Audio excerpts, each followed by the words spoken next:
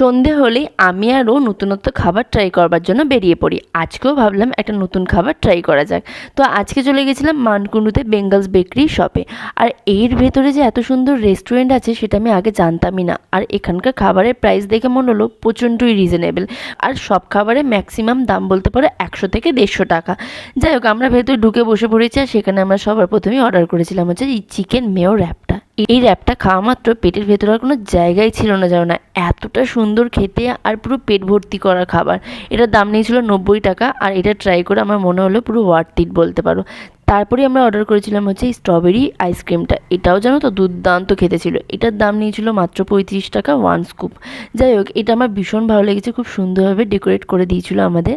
আর তোমরা যদি এরকম বাজেট ফ্রেন্ডলি খাবারের জায়গা আরও দেখতে চাও তাহলে অবশ্যই আমাকে কিন্তু কমেন্ট করে জানিও। আজকে ভিডিওটা এইটুকু। ভালো লাগলে অবশ্যই লাইক এবং সাবস্ক্রাইব করে দিও। বাই।